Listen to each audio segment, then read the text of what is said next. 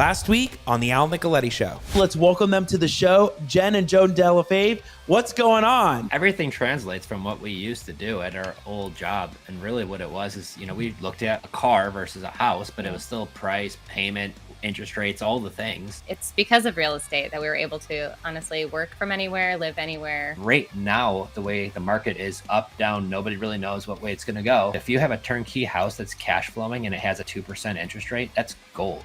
Right. 67% of current mortgages have a 4% rate or less. That's high. A lot of these deals that we're finding is where people, it's not that they want to sell, but there's a lot of situations where people need to sell. Yeah. And Florida is one of these places. Who would have thought that? These folks are also reaching out to us, which I feel like you have better conversations when somebody's reaching out to you saying, hey, Al, I have a house for sale. Interesting. If you put yourself out there and you share hey, I can help you out of a situation. If you're making 2 mortgage payments and you're not able to make that next mortgage payment, I'm here for you. And you go live and you tell people that, you could be an answer to their problem right there. Love it. Love hearing that. And so this is where you could turn a $100 deposit with just covering some closing costs. We turned that into a $130,000 profit in 3 years on just one deal, because recently we helped them turn into the homeowner. They finally bought it. They went through the process. Wow. We have a really good mortgage person. What did you all really net though from it? $130,000. Wow. Yeah. And how long? It was almost 3 years to the date when we bought it is to where they cash us out. That's some serious ROI. When I buy a house cash, I look at one thing only, and that's the cash price I'm paying. So when I look at creative finance deals, the most important thing to me is, can I get into this deal with very little to no money down? I think so many people say, oh, I'm in learning mode, right? I'm watching all the videos and all that. Well, that's a form of procrastination. That's what the whole point of it is, right, guys? It's always working to be that 1% better every day. I'm going to leave it there. I think that's great. Thank you both so much for coming on. Great job. Wonderful audience. Thank you. Thank you so much for having us. If you missed any of that last week with Jen and Joe Delafave talking about creative financing, little hacks to get more leads through Facebook, other types of lead gen, you don't want to miss it. You can check it out on the Al Nicoletti Show on Spotify, iTunes, Google Play, and you can find us all on the apps. We got the QR code. We'll put it up there, but you'll find everything on the show to things with probate, quiet titles, partitions, all the videos on YouTube and Instagram. You don't want to miss it. And tonight is the season 4 finale, and we got a banger. I got the guys from Pardon the Disruption. I got RJ Bates, Chris Jefferson, and Steve Trang all on here for a great debate over questions I'll ask on the show, and it's going to be a jam-packed episode with lots of value for everybody. You don't want to miss this, and I love these guys. They're all in family with me, so you're going to enjoy it. I got opening thoughts tonight. Some things that I've heard over the last couple of days have really resonated with me, just thinking about and reflecting on 2023, moving to 2024. And I hope that this can be encouraging to anybody maybe finding themselves in a rut or a mental block or just struggling with decision making. But I put together a couple of these things, and I'm sure the guys will even maybe mention it too. Done is better than perfect. Getting started is better than not, because not gets you nowhere. Do something is better than do nothing. And it's not necessarily about doing smarter things, but just doing less stupid ones. That last one really resonated with me, because a lot of people are just trying to do the smarter things, but when they can just do the less stupid things, they won't get themselves into a lot of trouble. And that's what you got to really focus on. So I hope that's encouraging to people out there, because I know so many are doing things, trying to get deals, trying to be in business, and you got it right there. So I'm excited for tonight's episode. I'm ready to do this. I got my pen. I got my paper. We're ready to rock this thing. And we're on the season finale, so you don't want to miss it. Let's rock this thing. Hey, everybody. My name is Al Nicoletti. I'm an attorney here in Florida. And welcome to the Al Nicoletti Show, where I bring on real estate super investors, rising rock stars, movers and shakers, and leaders of clubs in their communities that educate, entertain, and inspire all things on Florida real estate, and always bring in the best in the game. Bring it on the best educators, the best people that are in the niches, getting into commercial Airbnb, coaching, you name it, on all the platforms on how you can take your company to the next level.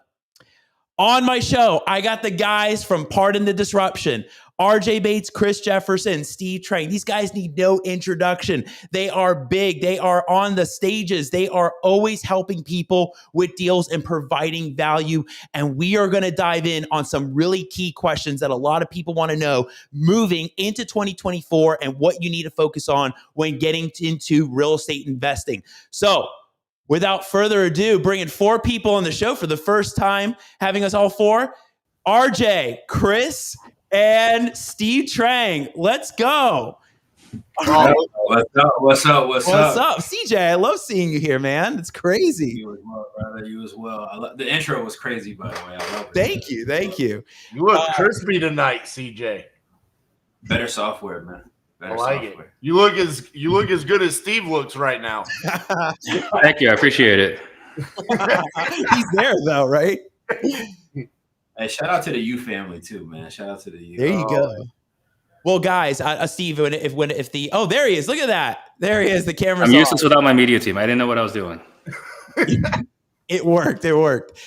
Well, guys, I got to tell you, I got some questions for you. We're going to go around the room. I'm going to give you guys like 30-ish seconds to answer. We actually have a buzzer for you as well when you're done. But I'm going to go through these. I got a little introduction. Feel free to debate a little bit back and forth. I want you guys to feel like you guys are on part of the disruption. I think it's fantastic. Not ready to fight. Look at this. I know. What was that? DJ went backwards, hat, and everything. Hey, man, charge up after dark, man. Charge up after dark. Hey, if you notice though, his internet's a lot better at night. Yeah, right. It's the software, bro. It's better. Al's got better software, man. You guys are too much. I love it. Let's dive in. Let's get into this. Marketing is the topic. So getting quality leads is something investors are always seeking, whether it through inbound or outbound marketing channels. To get deals, it starts with strategic marketing. What marketing methods should investors focus on to get more deals for 2024, and which are you staying away from? Who do you want to start? RJ, go for it. All right. So I'm big on pay-per lead right now, specifically on the pay-per-click and YouTube ads.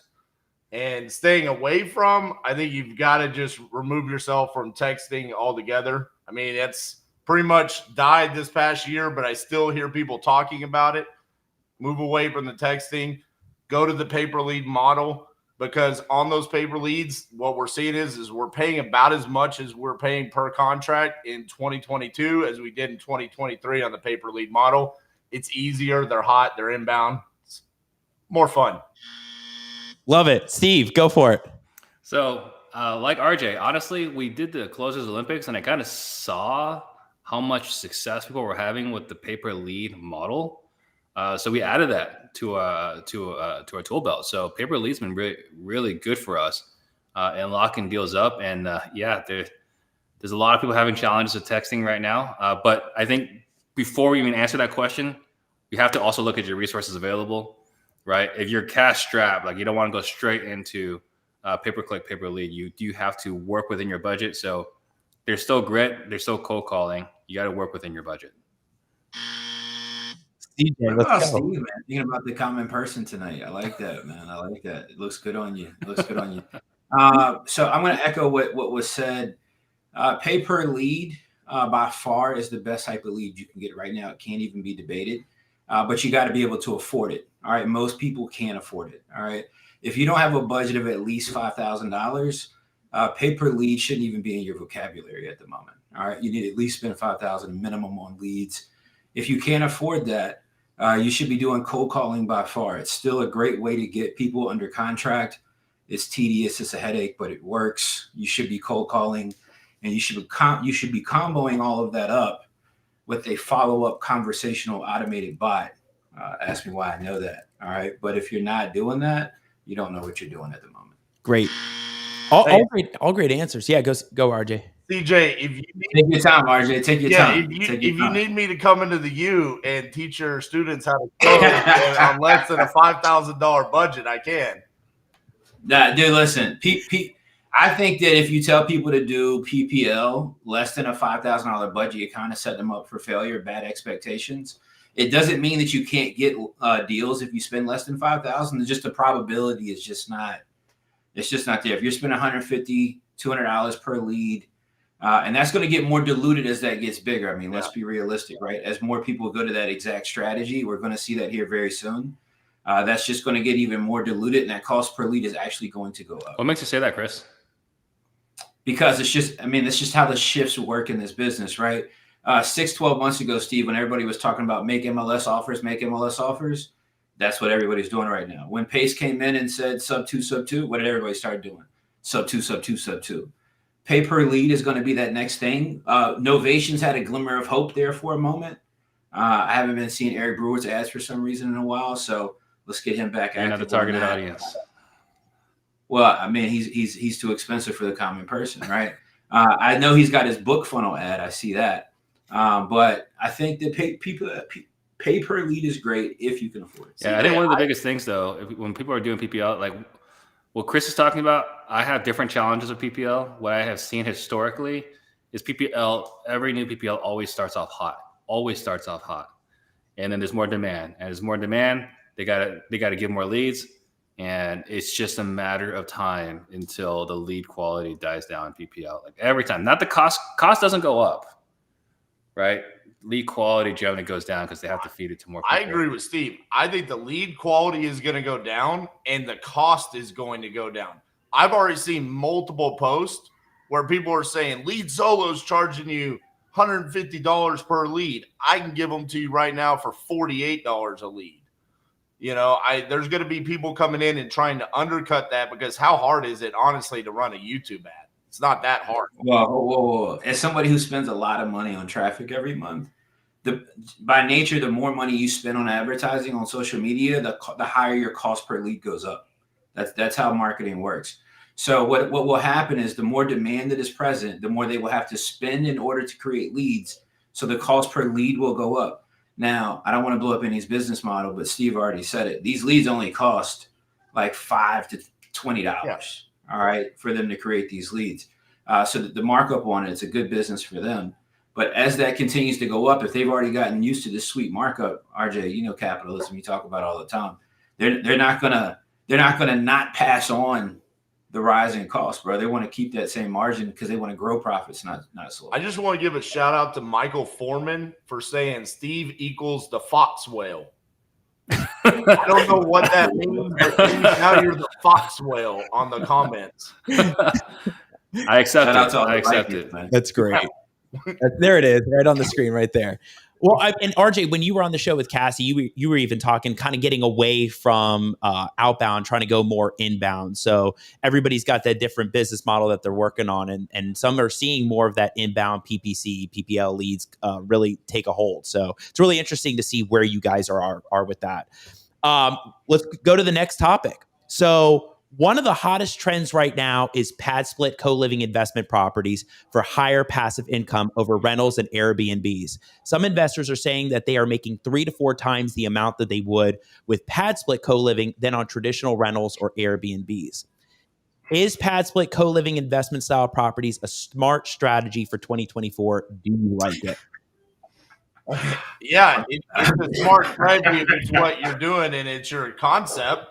It's not if you're trying to chase the shiny object. I mean, listen, for all three of us, we've been around long enough where we heard this exact same thing about Airbnb. Right. And now look at how many people have lost their tail on Airbnb because, hey, regulations came down on them, right? So, no, I don't like it. I'm not going to do it. I'm just going to ignore the news and keep doing what I do every single day. So I think the lesson we learned from Airbnb was wait and see. Let's see how this is received. Let's see how the community likes it. Let's see how the industry likes it. Let's see what kind of regulations are going to come along, right? Like if you're going to do pad splits, you got to do it in areas that are non-HOA, right? Where like nobody cares, right? Like you're talking about areas where there might be a lot of fourplexes or multifamily and so on, right?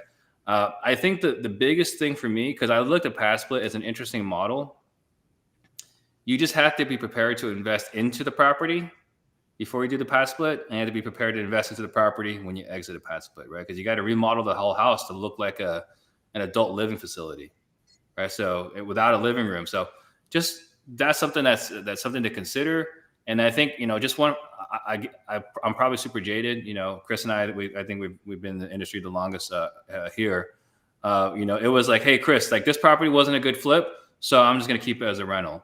And then like, well, it's not a great rental, so I'm just gonna keep it as a group living. All right, this is a condo, or this is a carpool conversion, or this is now an assisted living play. Now this is a pad split play. Like it's just, is this play, or are you just trying to make the numbers work? Yeah. I agree with Steve, right? Like when I started in real estate, this was called a rooming house. You know, this new term of pad split. I'm just so fascinated, and I love marketing so much that we can just literally we can come up with terms. We can just literally create them, and we can market towards those terms with advertising dollars, and people will just start talking about it like it's like some new, crazy, beautiful thing. Rooming houses have been around since forever. Literally, that was the old slumlord play back in the day. You know, pad split. Look, man, you're gonna have zoning issues. You're gonna have HOA issues, like Steve mentioned. I look at all these like Airbnb pad split things as like, if you're gonna do it, it should be supplemental to your business. I think where everybody went left to what RJ was saying is like everybody. You had a lot of people out here that were treating Airbnb as like some independent business model, and it just doesn't make a lot of sense. Yeah. I know I could tell you in Jacksonville, pad split and co-living has been really taking off. I mean, yeah, you got to have it in certain areas. We had a guest on talk about it. It's got to be near transportation. It's got to fit that certain requirements. Seems to be just a thing that's really taken off. Some people that have Airbnbs currently are trying to convert it to them. And really, that sounds scary. Yeah. I mean, look, I do think one thing real quick, and Steve will love this, by the way. Steve, it's great to see you before Thursday. As housing becomes less affordable, right, Steve? Mm-hmm. As housing becomes less affordable, people are going to naturally be looking for these types of options where they can pay for a room in a house. You know, so I mean, does it have legs? Maybe yes, but I just don't think it's long-term business. Oh, wait, real quick, Al. I know maybe you don't catch every part in the disruption. I want to catch you up on a couple of things, okay? CJ, I'm ready. CJ does not identify as a real estate investor any longer. He is an internet marketer, okay? So every question you ask, he's going to talk about marketing. And he also loves to bring up affordable housing, no matter what. And so here he is. He brought them up both on this question. I love that. Thank you. Yeah. Well, I think the other thing too, I failed to mention, this would be a great sober living property, right? So I think that's kind of. There you go. That's a good one right there. I mean, listen, Al, here's the thing. I think there are people out there that are going to succeed with this if that's what they solely want to do. Case in point, you brought someone on in Jacksonville. They knew all of the laws, regulation, rules, and everything. That's probably what I refer to as their hedgehog concept. They're probably not out there doing direct-to-seller marketing for wholesale properties and flips and everything else that what we're doing. So for us, it's like, no, bro, we're not going to get messed up with that. We've seen way too many trends come and go over the years. I had no idea RJ coined the hedgehog concept. That's cool. It's right there, bro, and good to great. Jim Collins. I talk about it all the time, Steve. Oh, sorry. The way you said it was like my hedgehog concept. I apologize. I misread. I thought the same thing, man, to be honest. You guys are too much. Love it. All right, let's get into software and AI. So as the world continues to evolve into a virtual online platform, real estate investors are looking to leverage opportunities with useful and efficient software platforms, CRMs, and AI to automate and expedite their businesses and lead gen process. As a real estate investor, what are your go-to software and AI platforms going into 2024? And any thoughts on the future of AI in real estate investing? CJ, why don't you start with that one since you already dropped the AI bomb earlier? I'm gonna gracefully kind of step back on this one, only because I'm releasing a software that you know has AI functionality built into it for text messaging, and we're going to be adding AI calling to it as well. I know, but I will say this because I don't want to plug what I'm doing, right? There's a ton of tools out here with ChatGPT capability. There's some other AI platforms out here as well. What I am doing, and I will say this for sure, is we are utilizing AI inside of text message conversations to do automated follow-ups. And these are bots that will book calls for you, right? So the bot will have conversations with your sellers that are in your CRM, and they will try to create conversations to prompt them to book an appointment with you on your calendar. Think like a Calendly link in order to have a phone appointment with you about selling their property. So we're already implementing that. We're using that. That's working extremely well for us right now. And it completely removes the requirement to have a VA essentially or multiple VAs sending out text. We're getting ready to test a voice AI bot. And we have a couple of friends that are already using it, but we're getting ready to test and build one ourselves.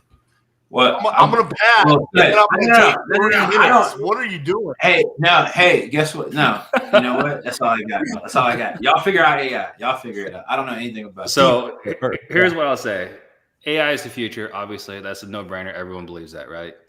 I'm spending about zero time investigating into it. Not to say I don't believe in it, right? I totally believe in it. I just don't think that's the best use of my personal time. I'm going to let someone super smart like CJ figure it out and just pay him the $99, $197 a month, whatever it is, right? Let someone else make a lot of money figuring this out. I'm working on my own stuff.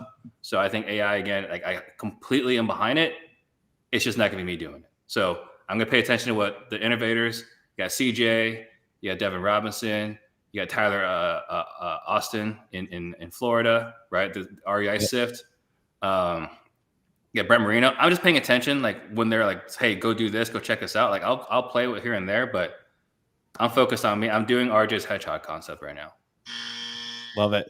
Yeah, and I mean, I'm going to mirror what Steve said. I mean, right now my head's down and I'm focused on what we're doing. It's working. I don't have like any needs inside of our company right now to fill a gap. Like we don't do any text follow-up like CJ's talking about because we know how to close deals. That's why we don't need $5,000 budget for paper lead. So we don't have to do that.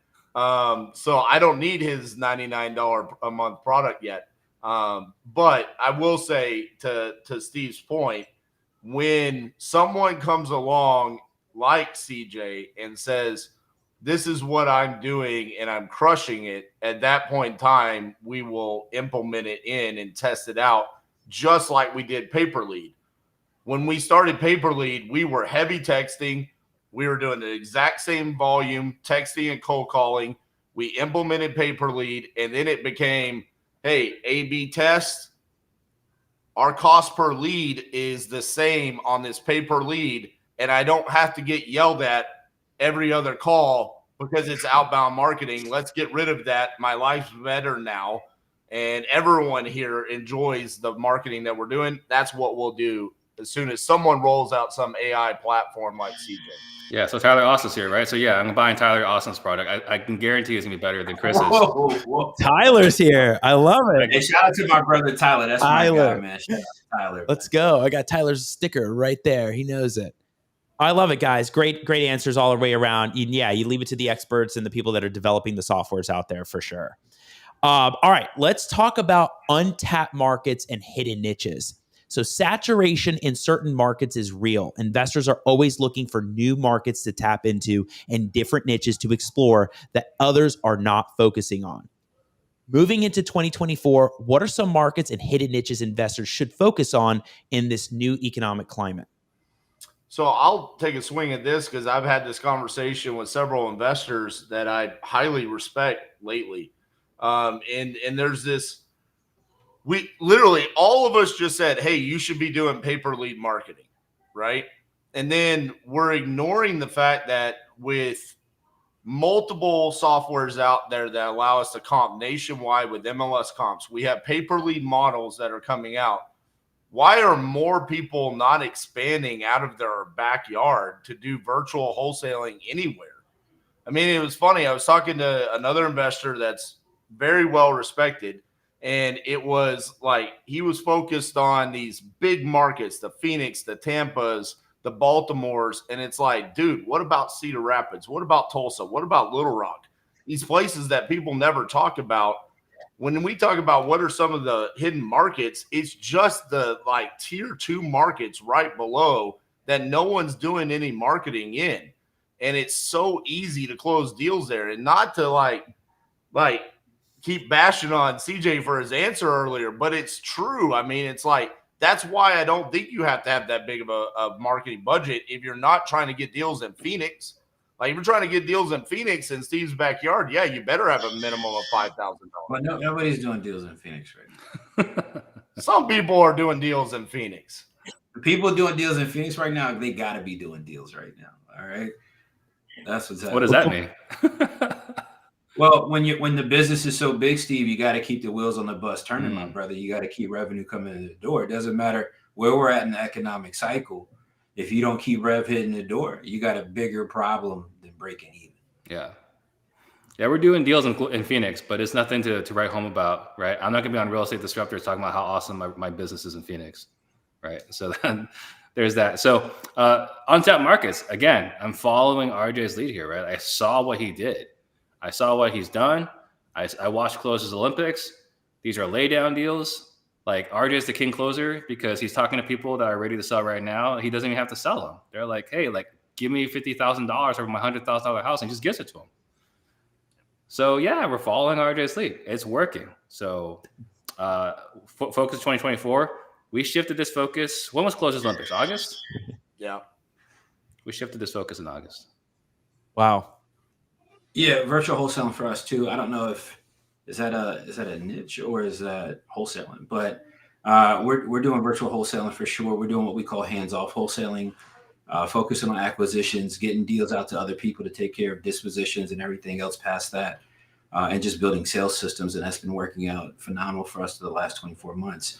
And then on the buy side, RJ kind of was hinting at this. By far, I'm shocked at how many people are not buying properties that cost under $100,000 right now. The Sun Belt, Midwest, there's some really great markets with population sizes from 200,000 to 350,000 where there's a lot of money that could be made. I'm looking for value add appreciation down the line and taking advantage of Section 8 in the interim and making some really great yield and catching some really big nuggets on appreciation. I'm glad that CJ brought up take advantage when he was talking about affordable housing. Like, he is just right. He's just taking advantage. No. What I'm saying, like, yes, I know you're working for $3.50 an hour at this diner, but you're making $30 a night in tips. And by the way, I'm going to buy this house so you can't buy it. Look, the cycle does whatever it does, right? If you can buy a house right now in Birmingham, Alabama for $50,000, you can rent it out for $850 a month or $1,000 Section 8. That's a great deal, right? And what's going to end up happening is Birmingham, Alabama, if you look at the census data, is going to continue to grow. And once it does grow, that $50,000 house is going to be $150. We've seen it before, right? It's going to be $150, then it's $200. And then I'm cashing out in the name of capitalism, like Steve, and then I'm donating my money, not all of it, right? But a portion of it to affordable housing causes like I do right now. Al, I'm going to give you the perfect example of what I'm talking about here. So the theory used to be that we had to be really great at acquisitions because we were trying to get deals in Dallas, Fort Worth, and Phoenix and these types of places, and we were competing against people. If you shift your focus to go into markets where there's no competition on the acquisitions, but you shift your focus to working really hard on dispositions. Case in point, we got a deal in Hamilton, Alabama, okay? It took us about 3 weeks during the dispositions process to reverse prospect to find there is a cash buyer in Hamilton, Alabama that owns 60 units. Mm-hmm. He's never received a wholesale deal. He didn't even know what wholesaling was, but he's like, dude, if you could bring me more deals, I'll buy every single one. Wow. Now we're the only person. Every time we get a deal there, we're just shipping it to that one person, and we're stacking those types of markets. That's what I'm talking about. That's a hidden niche right there. You're seeing the new king of Hamilton, Alabama right here. Yes. I will say you guys are right about like the second tier, like the markets that people aren't focused on. Right? I talked to this one attorney yesterday that was talking about how like in Florida you got Palm Beach, Broward, just oversaturated. That investors are starting to focus on Osceola and all these other counties that nobody's even heard of because the price points are way lower, like under 200,000 versus 500 and over. So I agree with you. Focus in the markets where the price points are going to make just sense for you and where everybody's not going. But you're right, RJ. You found a buyer in a market you never would have thought, and you just got to tap into those networks. So huge points right there, guys. Love it. All right, let's talk about creative financing. So since 2020, interest rates have soared from around 3% to now around 8% and have affected some buyers' decisions on purchasing properties. As a result, investors have been forced to rethink their investment strategy and shift to creative financing instead of a traditional wholesale or buy method. What is your take on using creative financing as a strategy in 2024, and what's your favorite method?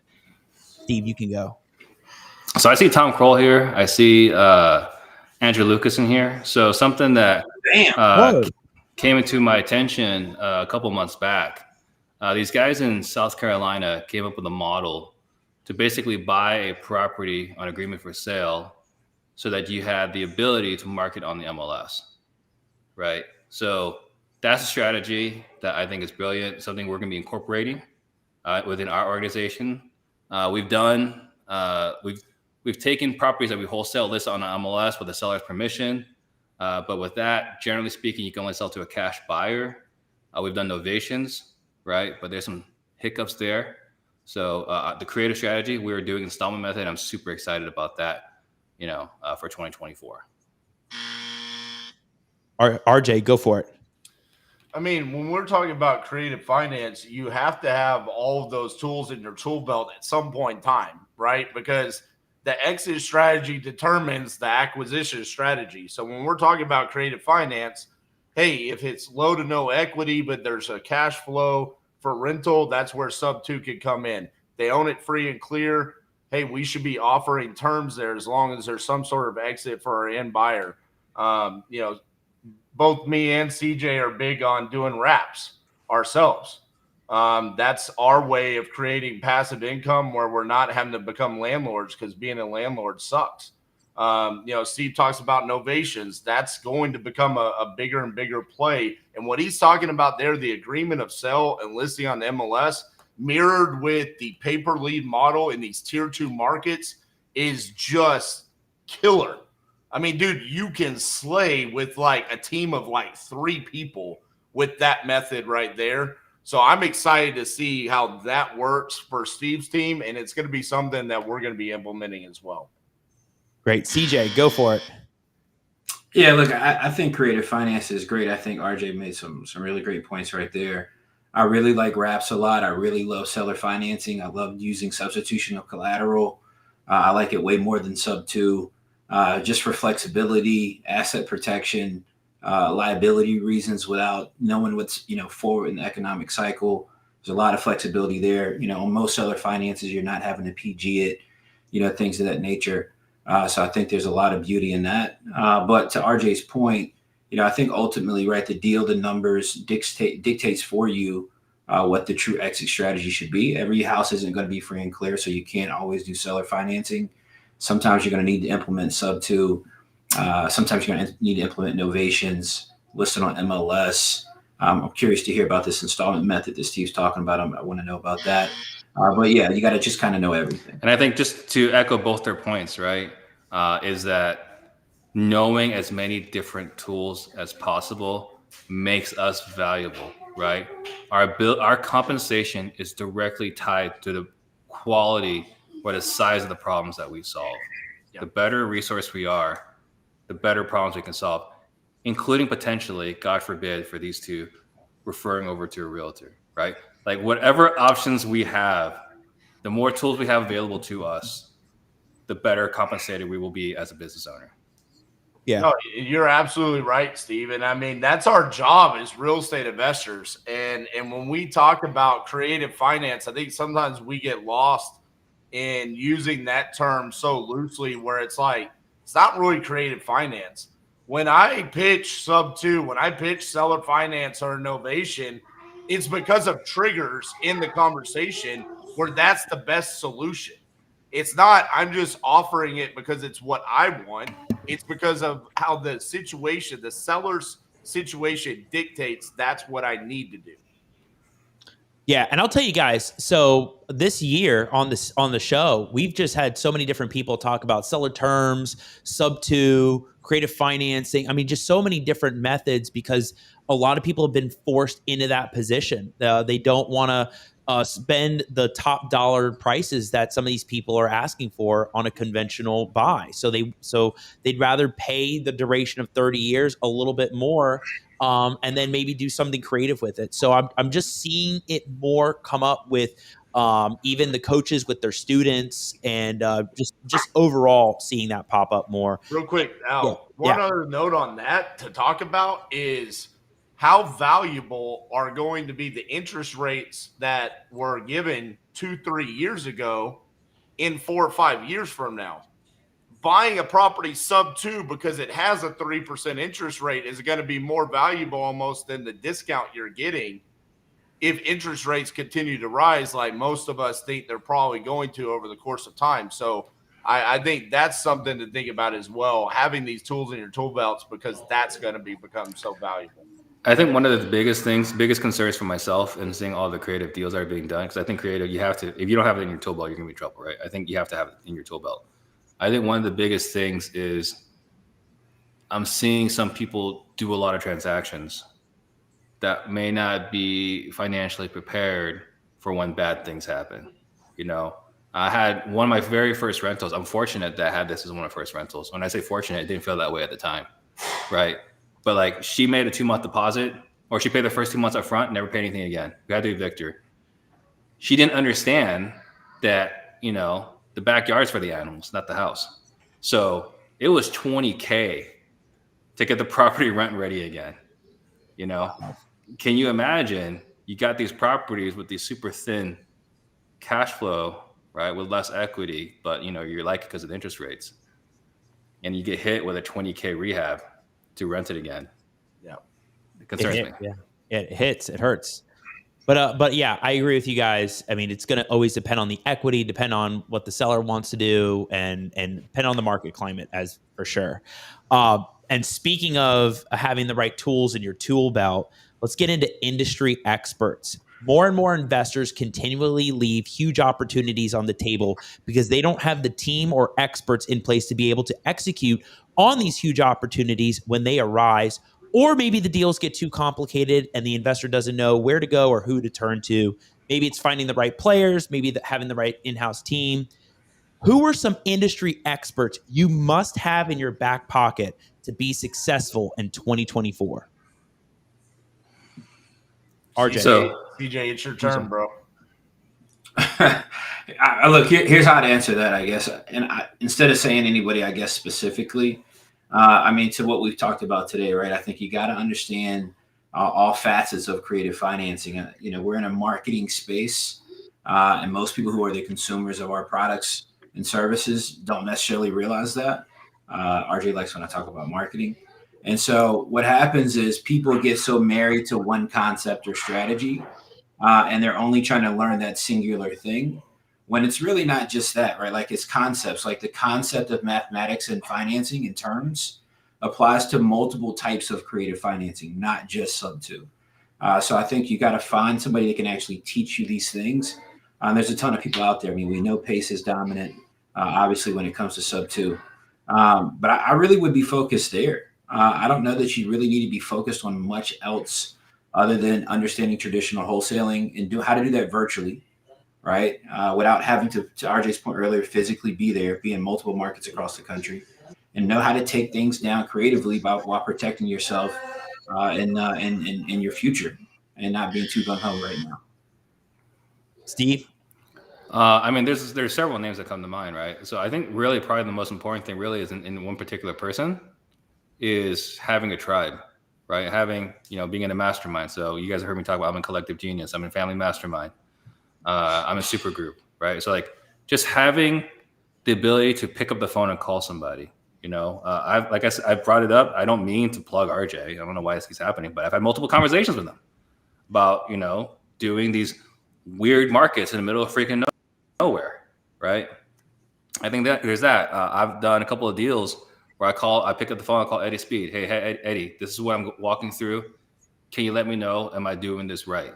And then I'm gonna selfishly plug myself. You know, I think if you need to get better at sales, I don't believe there's a better person qualified to talk about sales.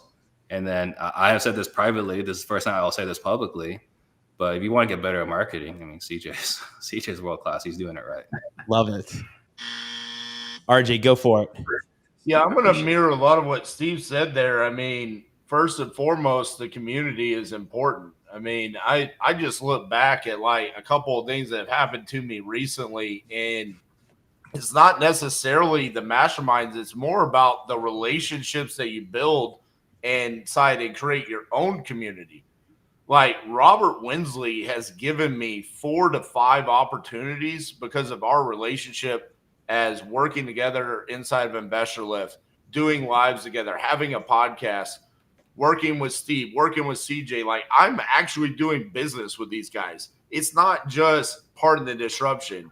And like to Steve's point, yeah, we'll talk about Lead Zolo or a deal in the middle of nowhere, but then we'll actually talk about like the real that's happening in our lives. Like we're both dads.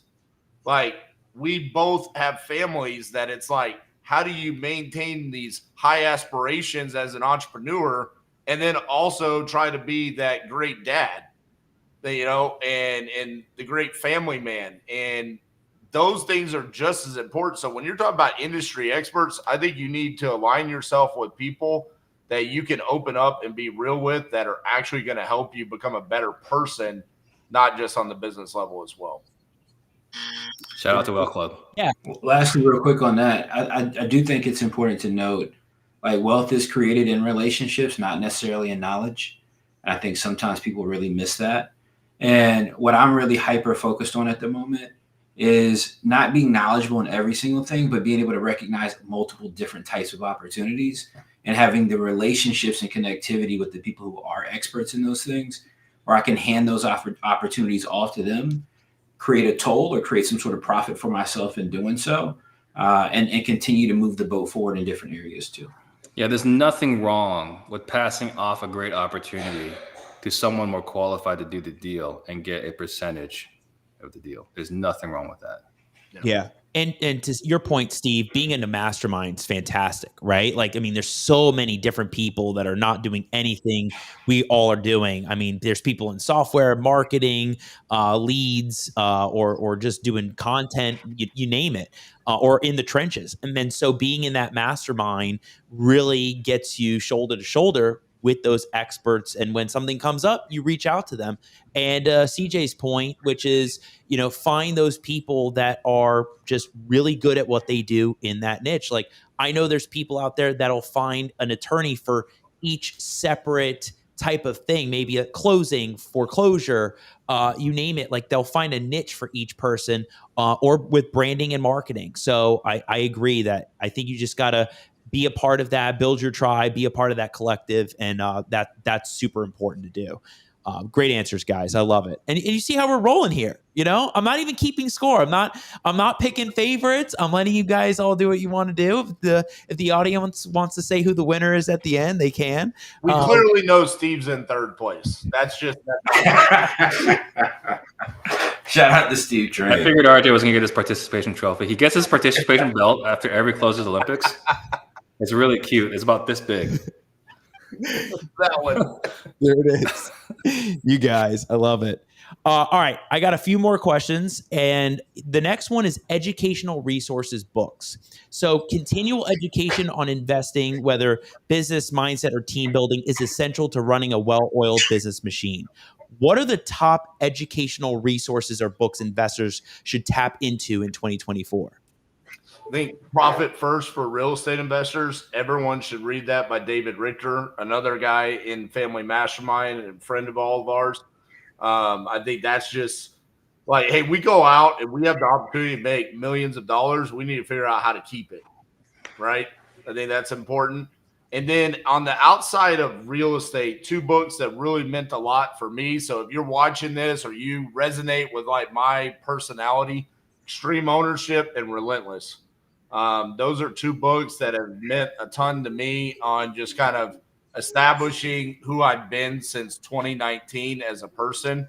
Kind of really shifted my mindset as a business owner. So I recommend those 3 books. I can't wait for the day when RJ becomes a cleaner. So for myself, I really loved Rigging the Game. It really caused me to sit back and reflect, like, am I doing what I want to do, or am I doing what I think I'm supposed to be doing? Am I doing because I'm following everyone else? Am I chasing, or is this actually in alignment with my actual personal goals? How leadership actually works is written by another Navy SEAL, Larry Yatch. I had the opportunity to have him come into my organization and teach us all leadership skills. It was actually one of the best investments I've ever made. And having him come through and teach us how to coordinate action like Navy SEALs coordinate action, not to that caliber or physicality, but communication and collaboration. I think that was one of the best books or best lessons I learned. So I would say 2 of the biggest books that made impacts for me in the last 12, 24 months is those 2. Love it. Great answers. That's really interesting, Steve, with the Navy SEALs. You had them come in and really teach the team like that method. That's just different. Yeah, when we're off the air, I can share more. Gotcha. CJ, go for it. A book that I would highly recommend that everybody check out if you're serious about real estate and creating wealth long term is Emerging Real Estate Markets by Dave Lindahl. By far one of the best books I've ever read. I've read it multiple times over the years. If you want to understand how to literally hone in on a market that's emerging, right, that's going to see spikes of value over time long term, this book tells you exactly how to hone in on those types of markets, how to understand it, know exactly what's going on and track it, and get ahead of the path of progress to truly create wealth in multiple types of asset classes. I think especially what's happening with the market right now, we talk about market fluctuation and market changes, but really a lot of these conversations are conversations for 24 months ago, right? Like when a market goes flat, it goes flat temporarily. It doesn't like stay flat. And I think a lot of times people confuse that because, Great Recession was 2 years, right? I don't know if we're going to experience that this time, right? Who knows? But let's say this is only 12 months. If you start learning today and you only got 12 months, how long is it going to take you to learn before you can even actually go implement? So Emerging Real Estate Markets by Dave Lindahl by far is a phenomenal book. Yeah. Also, real quick, I want to give a shout out to our other friend inside of Family Mastermind. He just released 2 books at the same time. I think that's really awesome. Gary Harper. I've known Gary for a long time, and I'm trying to look up the titles of them. I know they both rise in it. But check out his books. Anything that Gary does is worth checking out. So I would say check out those 2. Love it. Hey, see, like just different perspectives from RJ, Steve, and CJ. I mean, totally different perspectives on what's worked for them and what's impacted them and their teams. That's what's really important. I love that. Well, I think this important thing, right, is that we all have different challenges. And so like what lessons we need, like the books affect us differently because we have different challenges. And like we were saying, like I'm hoping one day RJ does become a cleaner because I think that would really help his business. Wow. It's just Who knew that Steve Trang was going to become the new Aaron Bevins? That's all I'm saying. Don't give me a 0, Al, please. Just don't give me a 0. Oh man, that's cool. We'll keep it at 1 for you, Steve. All right, guys. So let's talk about running a strong team training. So when it comes to scaling a business, I think it's all about the team. But to grow a great team, you have to focus on team training day in and day out. What are some essential team training tips or activities you are implementing in 2024 to grow a strong team? I mean, there's so many different things, right? Like, I mean, it can't be just one or just one essential thing, right? I mean, having daily huddles, looking at the KPIs every single day, having accountability conversations every single day. Because if you wait a week, right, if you're looking at your KPIs at the end of the week and then you're having the conversation next week, like you've lost 3 or 4 days of productive time. Your sales guy could have been in a bad mental spot. Maybe he had a fight with his girlfriend. Maybe he had a really bad appointment and it just set him back. You're taking a week to deal with this, you're going to have some challenges, right? So I think what's really critical is having crucial conversations every single day. So I think having the commitment to training. So one of the things that I failed as a leader, unfortunately, for the first 14, 15 years of my business, is if I teach it to you and you know it, I just expect you to go execute it, right? So now, no, the standard now is, do you know what to say? Do you know why you have to say it this way? Will you commit to saying it this way every single time? Are you willing to practice like a professional will, right? Because that's what it takes to be able to execute when the kids are screaming, when the dog's barking, when they're getting text notifications, when their Facebook is pinging off, when someone's at the door. There's a lot of distractions when you're running an appointment. If you want to be able to execute at a killer level, you got to commit to excellence. So having everyone commit is now part of our training. Great answers. DJ, go for it. Yeah, I'll piggyback that, man. Steve's spot on. That's something that we've absolutely learned with our sales team. I'm shocked about how many people avoid training, but it happens across all facets, right? Like greatness is in details, but most of us want to avoid the detail work, and that just comes from training. So one thing that we're implementing right now, because we don't want to anymore, give people tasks or training them on a couple of times and cutting them loose and then dealing with problems later, because we've been dealing with that and dealt with that. So what we're actively doing at the moment is we're building an online training library, just like I have a course, for example, right? Like we're building something very similar digitally online for our sales reps, so they can go in and get continued education. Shout out to NAR, Steve, your folks over there, right? Taking a play from their playbook. We're requiring additional education, continued education for being a sales rep. And it's not a paid time. We're looking for people who are intentional, who are committed, like Steve said, to the position and got some dog in them. And when you want to get great, you do it at home when nobody's looking, so that you can get better. So that's what we're looking for. We're working on. RJ, are you gonna put a D on their jerseys like Dion did, so you can go 4-8 just like got that dog in them, baby? I might. Listen, I'm gonna take it a little bit different. I appreciate y'all's answers and I agree with them. But when we talk about what's something that can kind of be something that's not talked about, training and all of that, it's like, yeah, these are the normal answers we give. The morale in the office, I think, is important. And like, I constantly want to make sure that the team that I have here wants to show up every day because they're enjoying it. So we want to win and we want to laugh and we want to have a good time.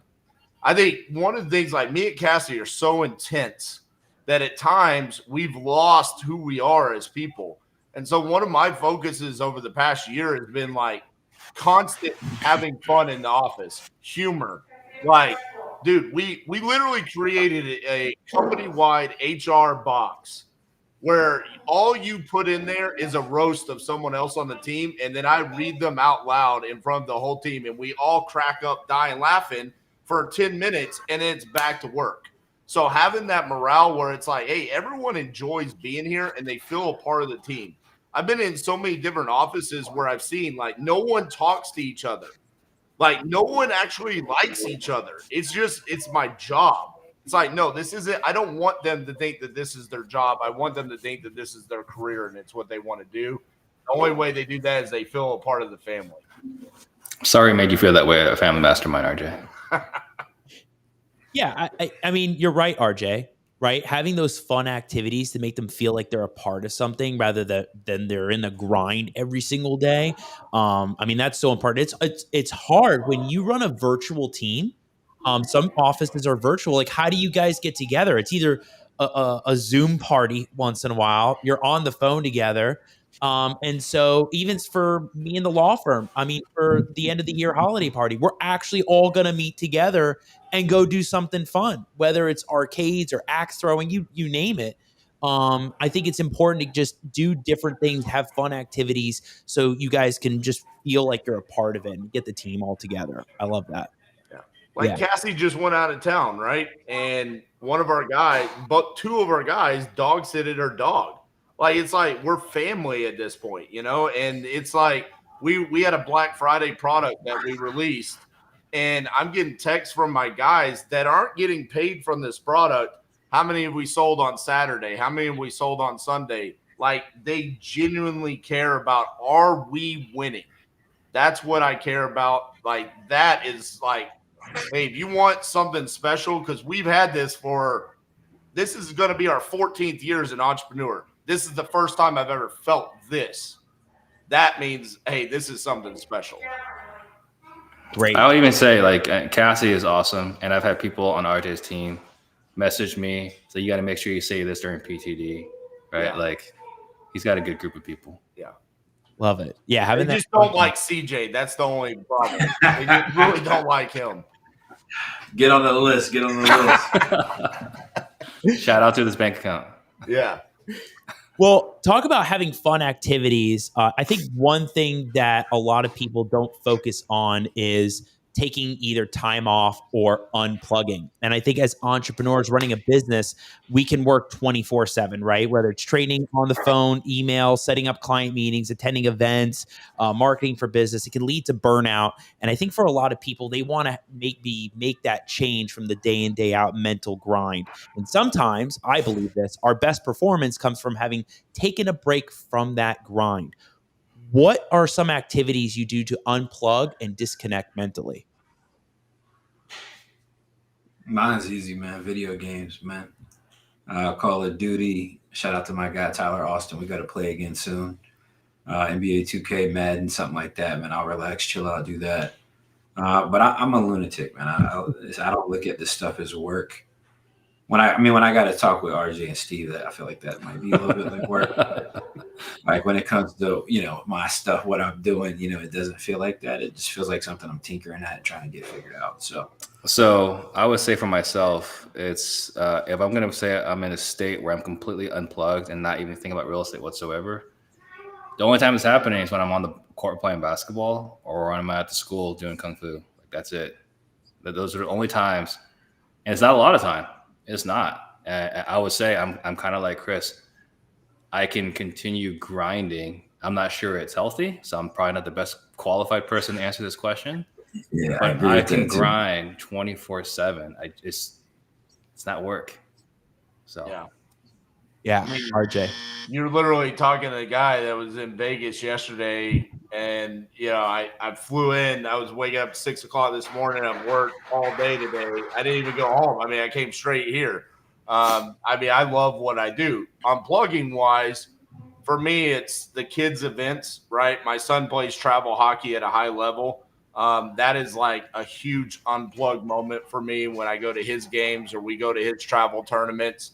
My daughter now is in competitive dance. That's another thing where it's like, dude, you want to talk about, I don't care about anything that's going on. And everyone in my world knows I'm at Trinity's game or I'm at Serenity's dance. It's like, I don't care. I don't care if the $1 million deal is falling apart. Like, it doesn't matter. I'll solve it in a couple of minutes. That, and also I play hockey myself. So kind of to Steve's point, when he's on the court, when I play hockey, it's like, dude, I'm out here, I'm competing, I'm just having fun. And it's just, I'm not thinking about that, but it's few and far between. It's mainly kids and sports related. Those are like my big unplug moments. Oh, so you guys answer the questions. You guys do unplug. You disconnect, right? Yeah, shout out to roller hockey. What? Roller hockey?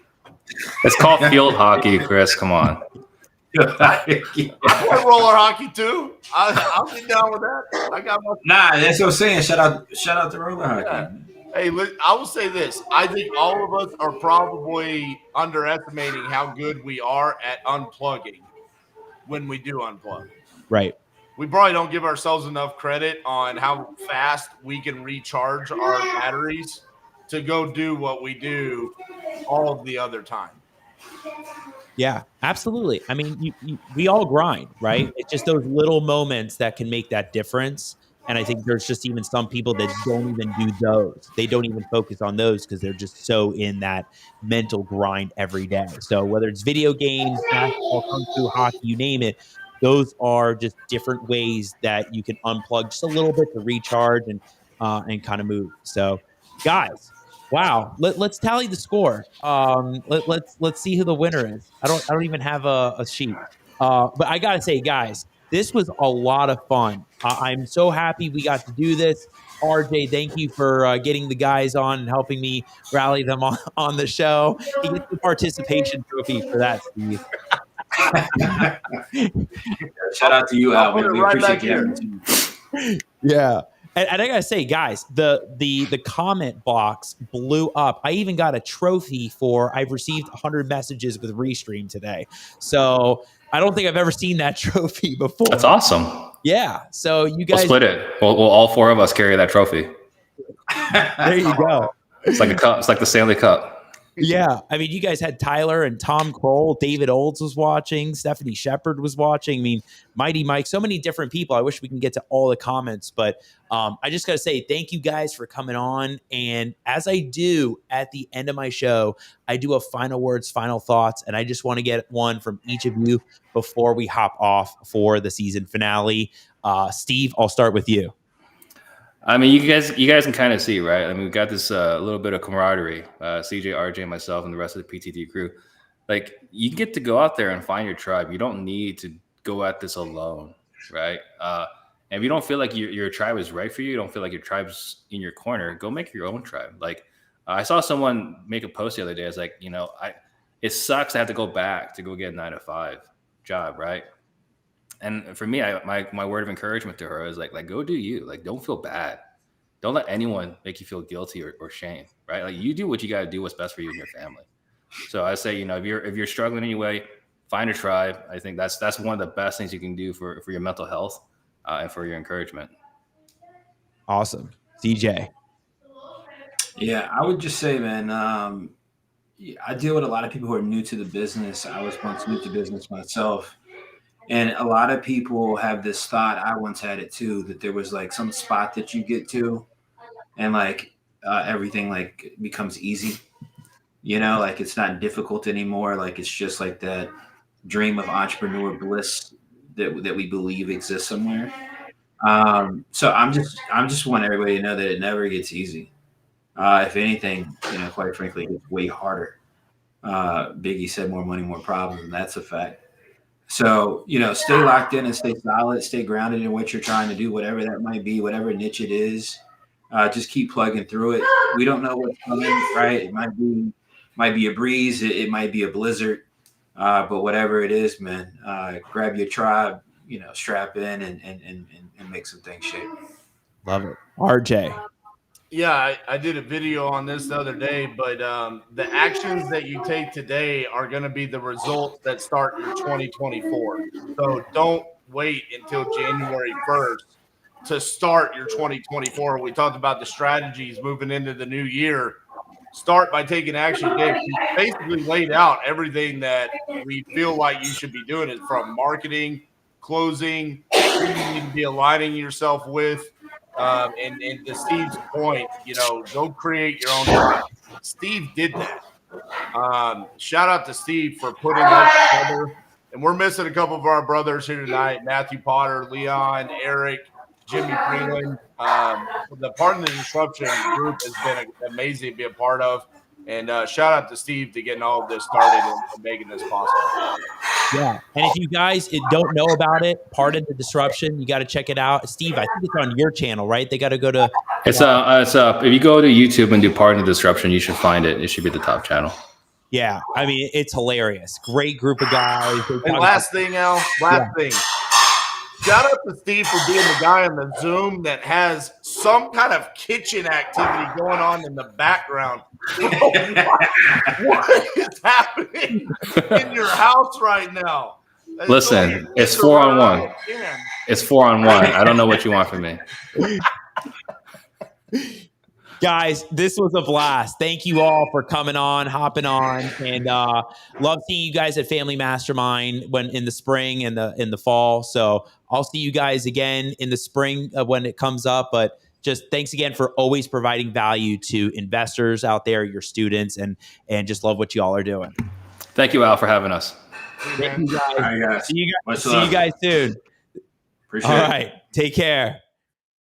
All right, everybody. Wow. I mean, look at that. 4 people on one. You got CJ, you got RJ Bates, you got Steve Trang. If you missed any of the episode going through strategies for 2024, you got to go back to the beginning, diving in on little tips and tricks along the way on various topics and what RJ and CJ and Steve are seeing all around the country in their markets and what other investors are doing. You don't want to miss it. And you can check out all of our content and support the show. Find us on iTunes, Spotify, Google Play, all there. And of course, Al Nicoletti has closing thoughts for season 4. I always do the opening thoughts. I got closing thoughts. And I actually had to write this down. There was no way I was going to riff this. If I riffed it, Mike and I would have been talking about it after. So I got to say this. I wrote it down. Growing a business, a law firm, a marketing department, filming content, hosting a podcast, traveling and speaking at various events this year has been anything but easy. I truly believe there are certain essential qualities you must have to successfully pull this off. I even have all of them right here, but I'm going to get to the point. There are certain ones, but I truly believe after sitting around one weekend in October that the most essential quality for doing these kinds of things is having a strong team. It really is about the team, not about a group of individuals. And without a strong team and the incredible fans and followers that watch this show, the podcast would not be possible. Between the team and all of you that have been watching tonight, that watch day in and day out, the super fans, it's surreal. What we go through here week in and week out is unbelievable. And my team is incredible in what they do. So thank you, Michael Williams, for being here. 8 p.m., setting up an hour before, doing all the micro content, setting up the last week on the Al Nicoletti show. I mean, every week we're seeing it. Incredible. Thank you for always doing that. Thank you for even the whole hosting, right? With the buzzer, tonight. Mike's behind the mic doing the buzzing.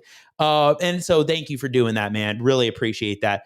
Taylor Nasta, thank you for putting up with me and getting all the guests booked and the calendaring and setting up the events and just moving things along, getting all the troops in order and just really pushing this show together. It's fantastic what's happening.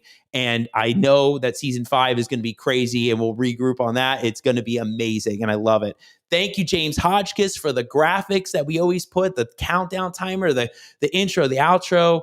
I mean, huge stuff right there. Of course, thank you, Mom, for the executive producer, always behind the scenes, making sure that the audio is working, the visuals are on. And I got to say to everybody, the fans and followers out there, Mike and I talk about this off the set once in a while, like the next day. It's almost like a Monday morning quarterback, Thursday.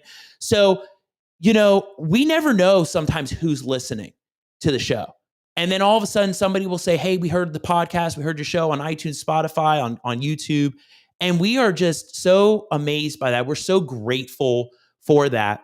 And I got to say a huge shout out to the super fans that have been out there. Teresa, thank you for always being on, always doing the recaps. Dan McDuffie, I see you out there.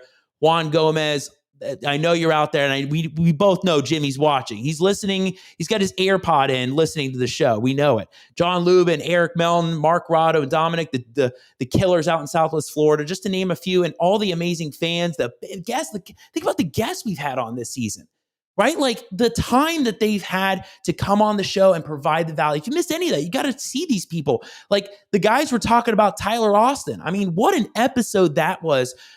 With personal and business, I mean, just mind-blowing stuff. We have learned so much this season, I think more than ever. And I just want you to all know that we will continue to bring on the very best guests that we know will bring real life value to you, your family, and growing your business. And all of us here on the Al Nicoletti Show team cannot wait for season 5 and show you what's coming next. And with that said, I just want to thank all of you for watching. Love you all. We'll see you for season 5.